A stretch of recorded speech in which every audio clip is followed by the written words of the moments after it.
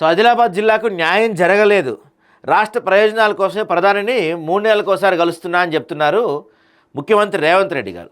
పోరాటం పౌరుషాల గడ్డ ఉమ్మడి ఆదిలాబాద్. ఈ జిల్లా అంటే నాకు ప్రత్యేకమైన అభిమానం. ఉమ్మడి ఆదిలాబాద్ జిల్లాలో పర్యటించిన సీఎం 386.46 కోట్లతో అభివృద్ధి పనులకు శంకుస్థాపన చేశారు. సదర్మగఢ్ బ్యారేజీని జాతికి అంకితం చేశారు. ఈయన ప్రజాపాలనను కేసీఆర్ భరించలేకపోతున్నారని చెప్తున్నారు. ఈయన దాంతోపాటుగా కొన్ని కీలకమైన వ్యాఖ్యలు చేశారండి.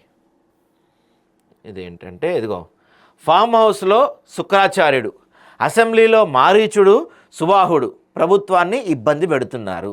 ఈ శుక్రాచార్యుడు ఎవరయ్యా అంటే రాక్షసుల గురువు అనమాట. రాక్షసుల దైవ గురువుని శుక్రాచార్యుడిగా చెప్తారు. సో ఇప్పుడు ఈ కేసీఆర్ పేరెత్తులు తీశారు. కేసీఆర్ అంటే సహజంగా ఆనవాళ్ళు లేకుండా అని చెప్పి ఆనవాళ్ళు లేకుండా చేస్తా అని చెప్పారు రేవంత్ రెడ్డి గారు కేసీఆర్ గురించి.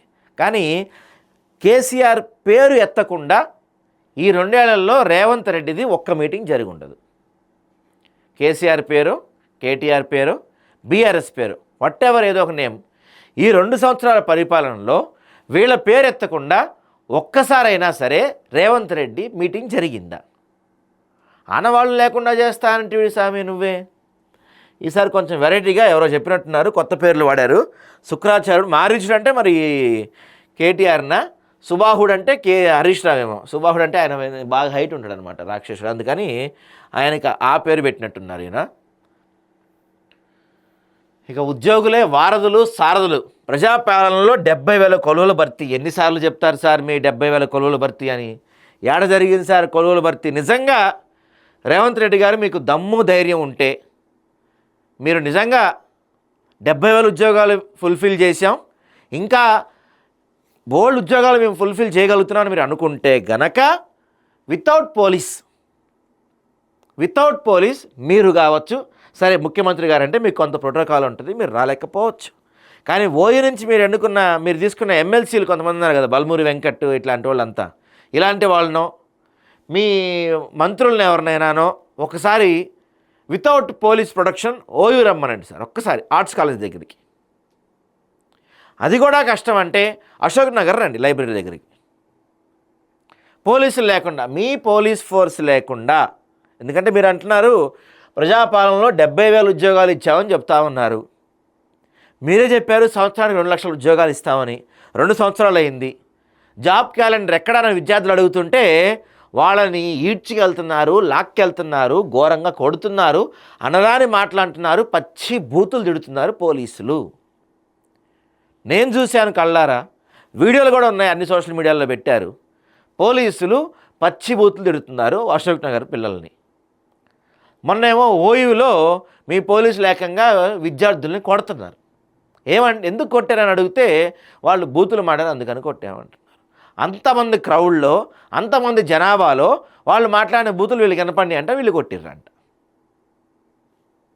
మీరేమో 70,000 కొలువులు ఇచ్చేసాం మేము, అసలు జనమంతా సంతోషంతో పొంగి పొర్లుతూ ఉన్నారని మీరు చెప్తున్నారు.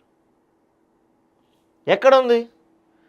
టీజీపీఎస్సీని సమూలంగా ప్రక్షాళన చేశాము. ఏం ఉపయోగం ప్రక్షాళన చేసి?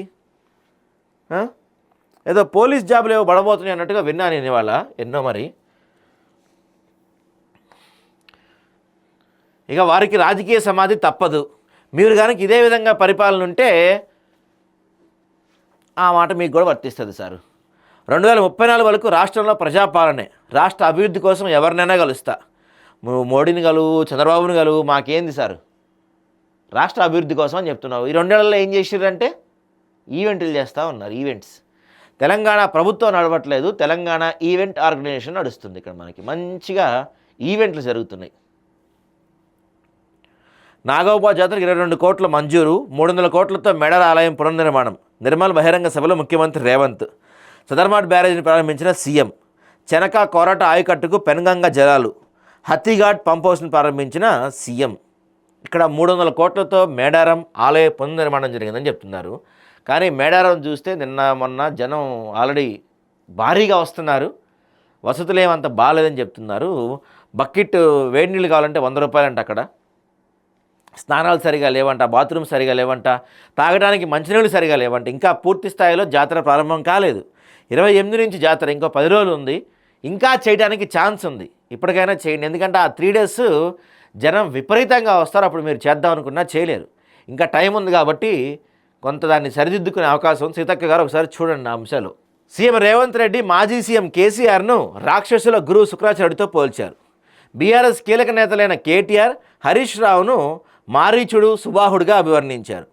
ఫామ్ హౌస్లో ఉంటూ శుక్రాచార్యుడు, అసెంబ్లీలో ఆయన శిష్యులు మారీచుడు, సుబాహుడు తమ ప్రభుత్వాన్ని ఇబ్బంది పెడుతున్నారని ఆరోపించారు. మీ ప్రభుత్వాన్ని ప్రత్యేకంగా ఇంకొకళ్ళు ఇబ్బంది పెట్టాలా? మీ ఎమ్మెల్యేలే మీ పార్టీ వల్లే ఇబ్బంది పెడతా ఉంటారు. ప్రత్యేకంగా ఎవరు ఇబ్బంది పెట్టవసలా? మీ ప్రభుత్వాన్ని ఇబ్బంది పెట్టేంత మీరేం గొప్పగా చేయట్లేదు అనుకున్నది వేరే విషయం. భవిష్యత్తులో వారి రాజకీయ సమాధి తప్పదు.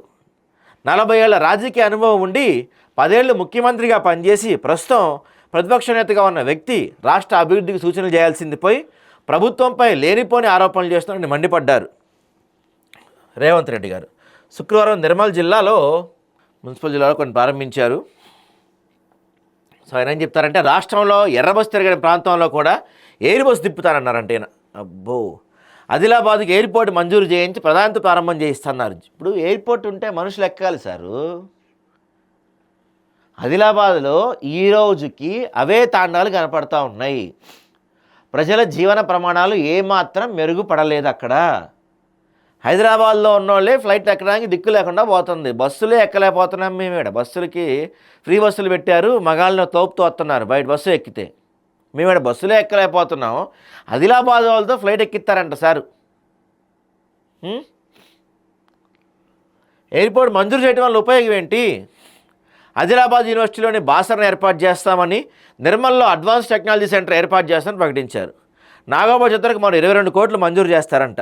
దక్షిణ భారత కుంభమేళగా పిలిచే మేడారం, సమ్మక్క సారక్క జాతరకు సంబంధించి అమ్మవారి ఆలయ పునర్నిర్మాణంకి 300 కోట్ల పనులు జరుగుతున్నాయని, ఈ నెల 19 ప్రారంభించేది అంతా సిద్ధమైందని చెప్తున్నారు.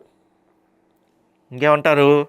430 ఏళ్ల క్రితం హైదరాబాద్ నగరాన్ని నిజాం విస్తరించడం వల్లే నేడు ఎన్నో పరిశ్రమలు, కంపెనీలు వచ్చాయి. ఇప్పుడు తమ ప్రభుత్వం సైతం ఎయిర్పోర్ట్ సమీపంలో 30,000 ఎకరాలను అద్భుతమైన నగరాన్ని నిర్మిస్తుంటే రియల్ ఎస్టేట్ వ్యాపారులు అంటూ శుక్రాచార్యుడు, మారీచుడు, సుబాహుడు అడ్డుపడుతున్నారంట. మరి గతంలో ఇదే కేసీఆర్ ఇప్పుడు మీరు ఏదైతే ఆ 30,000 ఎకరాలు అద్భుతం చేస్తామని చెప్తున్నారు, అదే ప్రాంతంలో గతంలో ఇదే కేసీఆర్ వాళ్ళంతా, టీఆర్ఎస్ వాళ్ళంతా 15,000 ఎకరాలని ఫార్మాసిటీ కోసం సేకరిస్తుంటే, అమ్మో నా ఫార్మాసిటీ వచ్చేస్తే అక్కడ రైతులకు భూములు పోతాయి, నా రైతులకు భూములు పోతే నేను అడ్డంగా పండుకుంటా అని చెప్పారు. మీరు మర్చిపోయారా? ఇంకా నయం, వాళ్ళు 15,000 ఎకరాలు చేశారు, మీరు 30,000 ఎకరాలు తీసుకుంటున్నారు. ఇప్పుడు అదేమంటే దాన్ని అద్భుతంగా చేస్తాం ఇంకేదైతే చెప్తున్నారు. మున్సిపల్ ఎన్నికల్లో మంచోళ్ళని గెలిపించాలని చెప్తున్నారండి ముఖ్యమంత్రి గారు. ఈ పాయింట్ కొంచెం వినండి. మున్సిపల్ ఎన్నికల్లో మంచోళ్ళని గెలిపించాలంట. ఆ పార్టీ వాళ్ళని గెలిపించమని చెప్పట్ల ఆయన, మంచోళ్ళు అంటున్నారు. మరి ఆయనకే నమ్మకం లేదు వాళ్ళ గురించి. రాబోయే మున్సిపల్ ఎన్నికల్లో మంచివారిని గెలిపించాలని సీఎం పిలిపించారు. ప్రభుత్వంతో, మంత్రులతో కలిసి పనిచేస్తూ పని చేయించుకునే వారిని గెలిపించాలన్నారు. రాష్ట్రంలో నియోజకవర్గానికి 300 చొప్పున ఇందిరమ్మ ఇళ్ళు మంజూరు చేశామని, 50 లక్షల ఇళ్లకు 2,000 యూనిట్ చొప్పున ప్రతి నెల ఉచిత విద్యుత్. ఎక్కడండి 3,500 చొప్పున ఇల్లు వచ్చింది? నియోజకవర్గానికి 3,500 ఇల్లు ఎక్కడ వచ్చినాయి చెప్పండి? ఏ జిల్లాలో వచ్చినా ఒకటి చెప్పండి. ఒక నియోజకవర్గం మీరు ఎగ్జాంపుల్ చూపించండి, మీ కొడంగల్ తప్ప. ఇక బస్సుల్లో మహిళలకు ఉచిత ప్రయాణ సౌకర్యం కల్పిస్తున్నాం, 1000 బస్సులకు మహిళల యజమానులు చేశామని చెప్పారు. ఎక్కడ చేశారు?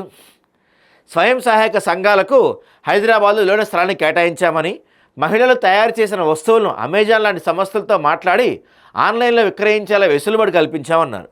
తాను వచ్చిన పాలమూరు జిల్లాతో సమానంగా ఉమ్మడి ఆదిలాబాద్ జిల్లా అభివృద్ధి చేస్తామని రేవంత్ ప్రకటించారు.